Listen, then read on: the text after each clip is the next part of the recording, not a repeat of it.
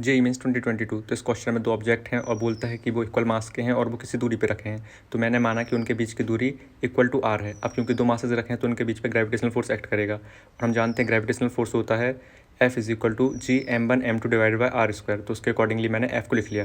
फिर आगे चल के क्वेश्चन में हमसे बोलता है कि जो पहला मास था उससे 1/3 मास को ट्रांसफर किया जाता है अनदर मास में। तो फिर मैंने उसको अकॉर्डिंगली लिखा। और अब क्या एफ डैश को निकालना कोई रॉकेट साइंस है? बिल्कुल नहीं। हमें तो जस्ट इफेक्टिव मासेस को पुट करना जहाँ से मुझे एफ डैश मिल जाएगा। तो बस मैंने वही किया एंड आफ्टर सिंप्लीफिकेशन मुझे पता चला जो एफ डैश है वो 8/9 टाइम्स ऑफ पुराना वाला एफ है, यानी कि जो ऑप्शन सी है वो अपना करेक्ट हो जाएगा। जे एडवांस 2019। तो इस क्वेश्चन में मेटल रॉड को हीट किया जाता है by using of current carrying wire, और हमको उसके टेम्परेचर का रिलेशन टाइम के साथ दिया है, और हमसे मेटल रॉड की हीट कैपेसिटी पूछा है। तो अब हम जानते हैं कि d Q is equal to C d T होता है, जहाँ सी क्या होता है हीट कैपेसिटी। तो सबसे पहले तो मैंने इक्वेशन में बोथ साइड डी टी से डिवाइड किया। क्यों? क्योंकि हम जानते हैं D Q upon D T क्या होता है, इक्वल टू पावर। कैसे? क्योंकि हीट क्या होता है एनर्जी, और एनर्जी अपॉन टाइम हम जानते हैं पावर। तो मैंने उसको पुट किया। और अब हमें टेम्परेचर को डिफ्रेंशिएट करना है विद रिस्पेक्ट टू टाइम। तो फिर मैंने टेम्परेचर का वो रिलेशन यूज़ किया जो हमें गिवन था, जैसे कि आप देख सकते हैं।